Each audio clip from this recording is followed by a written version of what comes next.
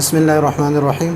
آج کا ہمارا جو سبق ہے تیسیر المنطق کا 14 نمبر سبق ہے، اور مندرجہ ذیل قضایا میں سے قضیہ کی اقسام بیان کرو۔ تو قضیہ کی اقسام 4 ہے۔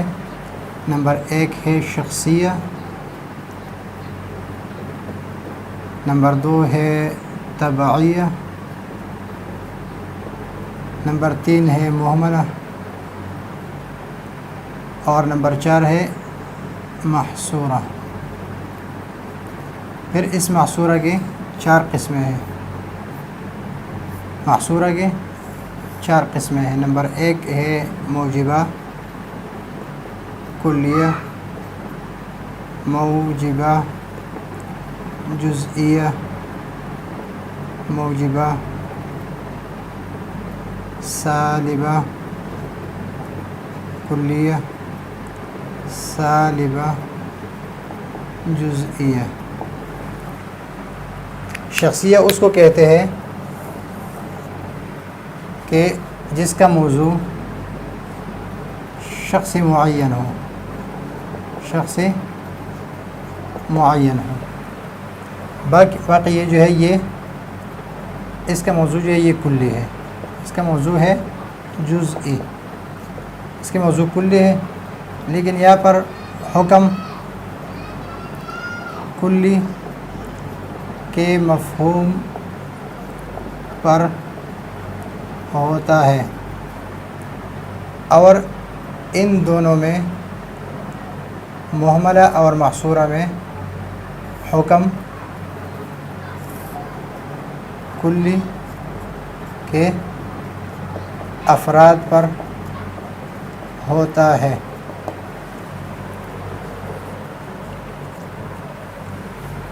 جزئی یہ موضوع جو ہے وہ جزئی ہو، شخص معین ہو تو اس کو شخصیہ کہتے ہیں۔ اگر موضوع کلی ہو تو حکم کلی کے مفہوم پر ہو یا کلی کے افراد پر ہو۔ کلی کے مفہوم پر ہو تو وہ تبعیہ ہے، کلی کے افراد پر ہو تو یا محملہ یا محصورہ ہے۔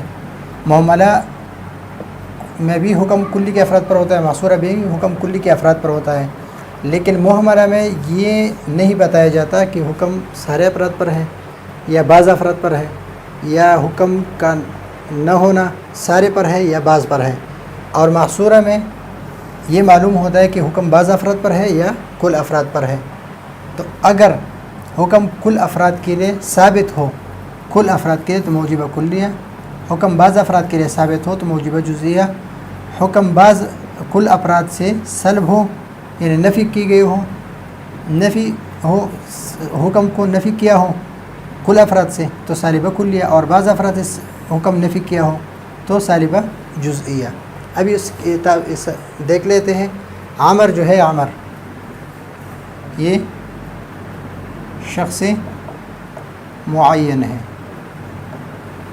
جب یہ شخص معین ہے تو یہ آ گیا قضیہ شخصیہ، اس لیے کہ شخص معین ہے۔ یہاں پر حیوان جنس ہے، یہ کلی ہے،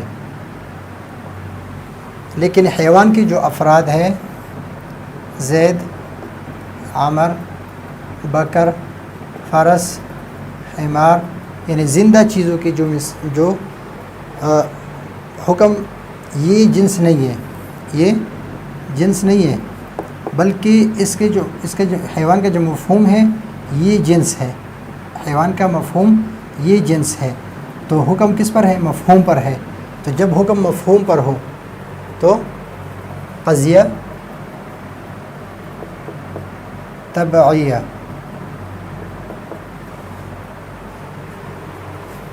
یہاں پر بھی کلی ہے، یہاں پر بھی کلی ہے، یہاں پر بھی کلی ہے، اس کے افراد ہے، یہاں پر بھی کلی ہے، یہاں پر بھی کلی ہے، یہاں پر بھی کلی ہے، یہاں پر بھی متکبر کلی ہے، متواضع کلی ہے، بہت سارے افراد ہیں اس کی، حریص کلی ہے،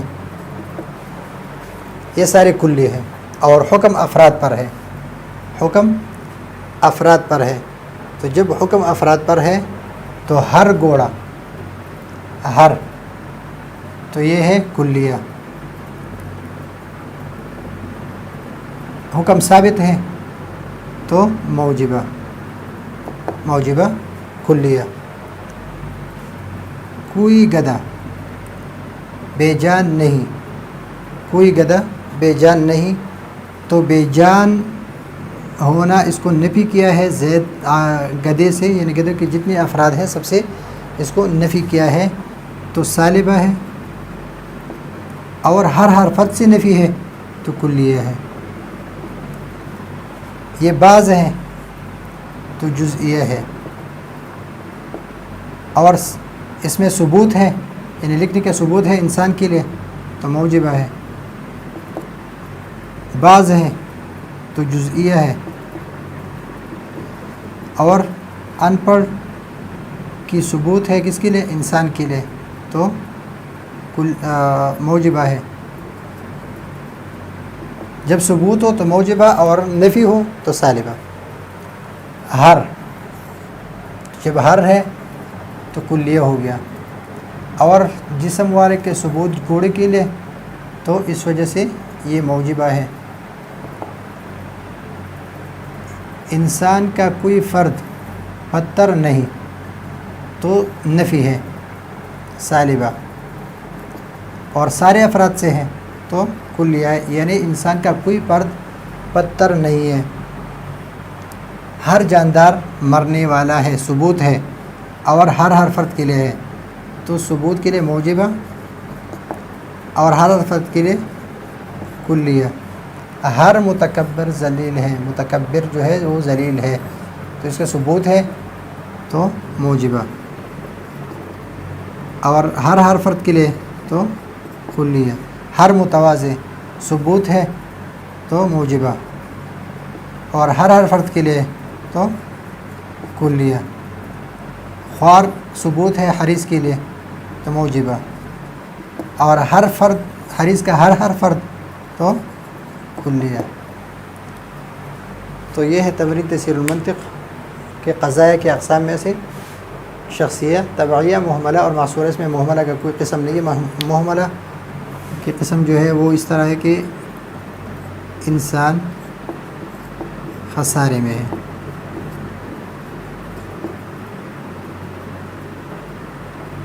ابھی یہ نہیں بتایا کہ سارے انسان خسارے میں ہیں، بعض انسان خسارے میں ہیں، یا کتنے افراد خسارے میں ہیں.